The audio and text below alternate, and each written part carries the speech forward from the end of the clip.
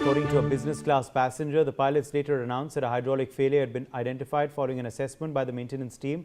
The aircraft reportedly reached a ground speed of around 82 knots before takeoff was aborted. Passengers are also said to have remained seated inside the aircraft for more than 1.5 hours, while an alternative aircraft eventually departed around 5.5 hours after the scheduled departure time.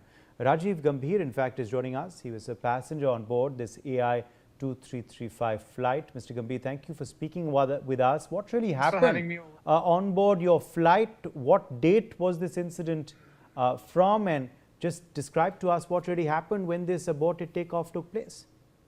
On the 13th of August, the flight was supposed to take off from Bangkok-Delhi airport to Delhi at 6:35. We were on the runway and the flight was on time. Surprisingly, the Air India was running on schedule and on time. And mid-runway, all of a sudden, there was a screeching noise and the pilot had applied the emergency brakes. And the aircraft was on the runway for quite a bit of time until, we had the other rescue vehicles come in, and then it was guided on the side bay where the pilot announced that, there had been a hydraulic failure in the aircraft. And subsequently, they did not give us any information except the fact that they will keep us updated as to if the aircraft is going to fly. But it was very obvious that with a hydraulic failure, no pilot is going to fly the aircraft until a thorough investigation and the replacement and the repair of the hydraulic is not done. But what is surprising here is that from the word go, as soon as the aircraft stopped, everybody in Air India, including the technical team and the pilots, everybody knew that this machine is not flying anytime soon. But they had everyone wait inside the aircraft for almost 1.5 to 2 hours. That is a serious question because there were small kids in the aircraft. Air India should have a little bit of human angle to this. They should have deboarded us because they knew the aircraft is not going to fly, but they didn't do that. I was flying business class, so business class passengers were given certain privileges. When we offboarded after almost 2 hours, we were sent to the business lounge.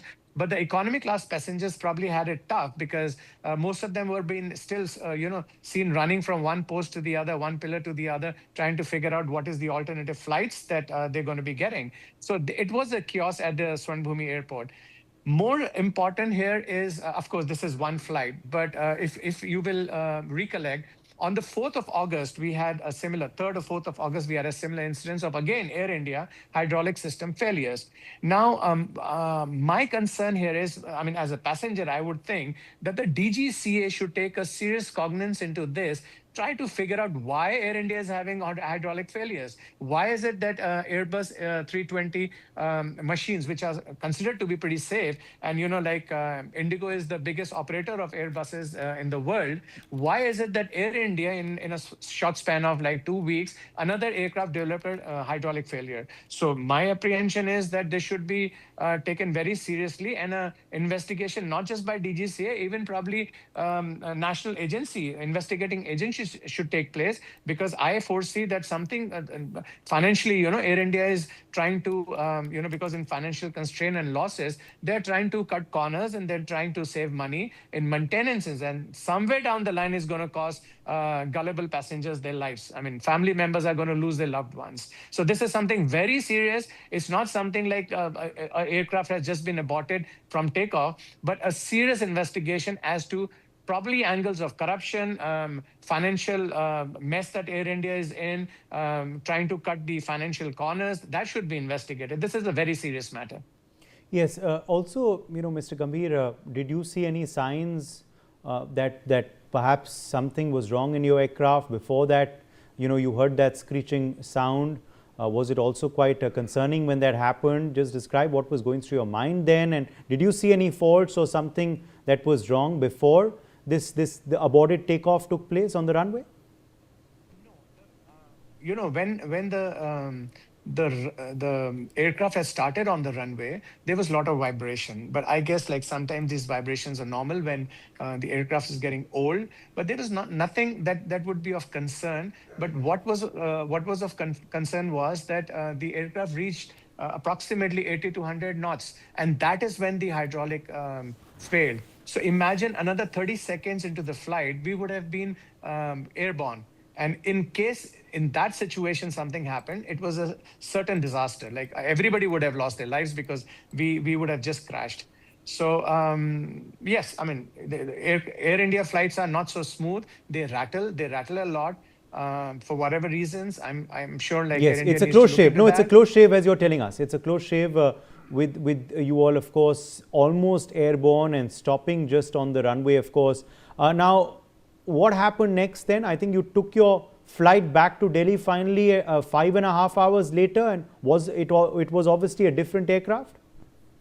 It was a different aircraft. It was again 320 series, and we were flown at around 11 p.m. and we landed in Delhi at around, I think it was like 2:30. But I need to draw your attention onto one more important aspect here is that when Air India was bought by Tata, at that time there was certain financial obligation that Tata had to do. Like make the fleets updated and all that stuff. I'm not sure if Tata is doing that. I mean, has anybody ever spoken about the fact that has an audit been done of the financial transactions that took place with the central government and Tata? Has anybody found out like what all were the commitments that were given by Tata, and have they been honored? Because huge financial inputs and influx was supposed to be done in the system. So I doubted if that has been done. If that has not been done and the airline is still running, this is a matter of concern and a serious investigation also. But we landed, yeah, I mean, just to answer your question, we did land in Delhi. It was a matter of concern. There were many people, many passengers in the aircraft, most of them being Indians. They were swearing on their families that they will never take an Air India flight. So that is the situation of our previous national carrier.